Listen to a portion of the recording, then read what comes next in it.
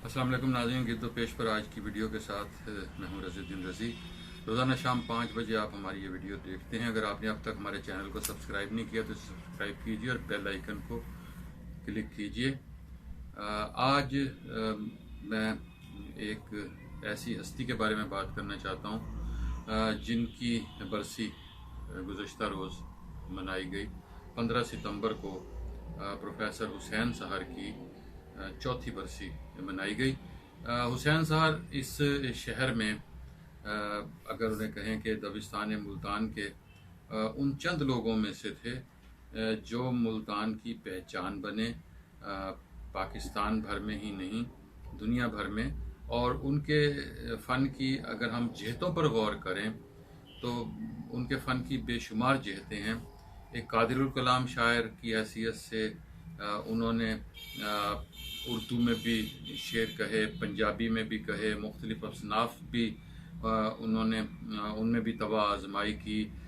फिर उन्होंने जो उनका सबसे बड़ा काम था वो कुरान पाक का मंजूम तर्जुमा किया उन्होंने फुरकान हमीद के नाम से। सो प्रोफेसर हुसैन सहर माहिर तालीम के हवाले से के तौर पर जाने जाते थे। उनके बेशुमार शागिर्द थे। उन्होंने बच्चों के लिए बहुत कुछ लिखा। बच्चों की कहानियों, बच्चों की नज़मों पर मुश्तमिल उनकी किताब को आदमजी अवार्ड दिया गया 70 के अशरे में। और फिर उनकी तनकीदी किताबें हैं। तहकीक उनका शोबा था, उन्होंने तहकीक भी की। फिर वो पाकिस्तान के अलावा फिर बैरून मुल्क भी वो चले गए जब, तो उन्होंने सऊदी अरब में और दुबई में तवील अरसा क़याम किया। और सऊदी अरब में क़याम के दौरान वो वहाँ की महफिल में बहुत मुतहर्रक रहे। फिर उन्होंने खलीजी रियासतों में जो उर्दू पर काम हुआ और उर्दू के फ़रोग़ के लिए जिन इदारों ने, जिन शख्सियात ने काम किया, उस पर भी उन्होंने एक किताब लिखी। उनकी बहुत सी किताबें हैं, अब तादाद से ज़्यादा की बात है।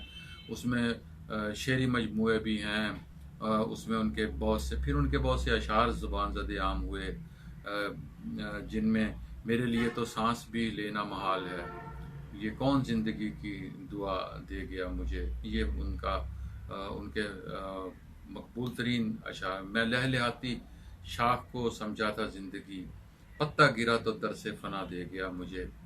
ये हुसैन सहर के ऐसे बहुत सारे अशार जो हैं वो अदबी हलकों में, आम लोगों में बहुत मशहूर रहे।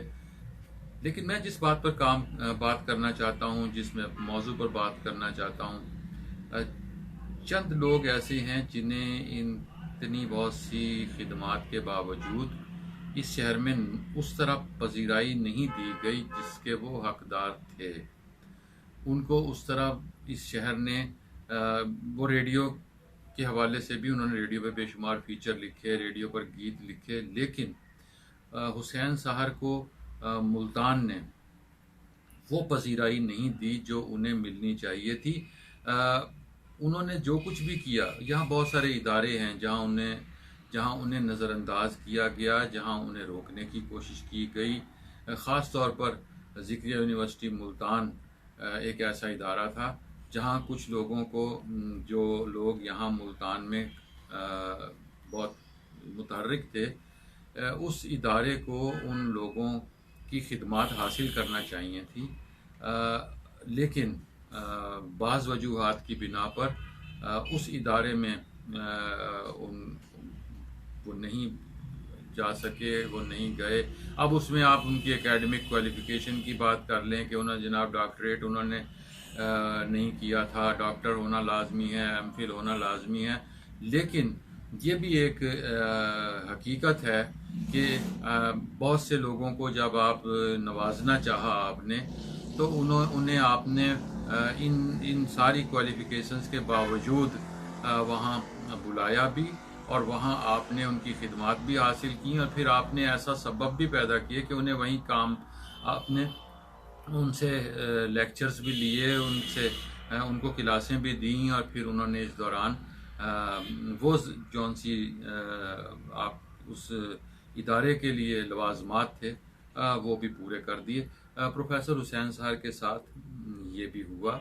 और ये एक मुल्तान में वो इन बहुत सारी चीज़ों के हवाले से, चूँकि मैं और शाकिर उनके साथ मुसलसल रहते थे, हमें भी उनके साथ शिकवे भी होते थे, गिले शिकवे भी होते थे। शाकिर उनका भतीजा था, मैं मानवी भतीजा समझ लें, क्योंकि शाकिर के साथ एक मेरा ताल्लुक़ था, तो वो मुझे भी भतीजों की तरह और बच्चों की तरह ही अजीज़ रखते थे। सो हमारे साथ उनके बाज़ मामलात में इख्तलाफ क्या होता था कि मैं जब उनके बाज़ दोस्तों के बारे में या आसी करनाली के बारे में या कुछ और लोगों के बारे में सख्त जुमले कह देता था या लिख देता था, तो ज़ाहिर है वो शिकवा हुसैन साहर साहब के पास पहुंचता था और वो नाराज़गी का इजहार करते थे। लेकिन ये एक हकीकत है कि हुसैन साहर जैसी शख्सियात में उनकी पंजाबी शायरी और उनकी नातिया शायरी और फिर उनके सलाम और मरसिए, इन सब बातों, इन सब मौज़ूआत पर भी मैं बात नहीं कर सका, क्योंकि एक शख्स की इतनी बहुत सी जिहात हों तो उसके बारे में बहुत तफसील के साथ बात होनी चाहिए, बहुत कुछ उनके बारे में लिखा जाना चाहिए। हुसैन साहर जब अपनी वफ़ात से पहले जो एक काम कर गए, वो शाम सहर के नाम से अपनी खुद नवीश्तर अपनी यादें जो हैं वो हवाले कर गए, जो बाद में उनकी वफ़ात के बाद शाये हुई। उन यादों में उन्होंने इतना बहुत कुछ लिख दिया है और इतनी बहुत सी गलत फहमियों का अजाला किया कि जिसके नतीजे में जो पहले बाज़ लोग दावे करते थे कि कौन सी ज़बान कितनी पुरानी, हुसैन साहब ने वाज़े तौर पर सन लिख दिया, डेटें लिख दी कि जिस रोज़ सराइकी ज़बान का वजूद अमल में आया, सराइकी ज़बान का नाम रखा गया, इससे पहले इस ज़बान का कोई नाम ही नहीं था। सो उस 60 के अशरे में जब ये सारा कुछ हुआ तो हुसैन साहर ने अपनी यादों में ये सब कुछ भी महफूज कर दिया और बहुत से लोगों के बारे में, यहाँ की बहुत सी सियासी शख्सियात के बारे में और यहाँ बज़ाम खुद जो बहुत सारे लोग बड़े बने फिरते हैं उनके बारे में उन्होंने इतना बहुत कुछ लिख दिया कि वो मुल्तान की तारीख़ में एक हवाले की किताब है। और सिर्फ उनकी यही एक किताब नहीं, उनकी बहुत सी किताबें और उनकी शख्सियत का जिक्र किए बगैर मुल्तान की अदबी तारीख़ नामुकम्मल रहेगी।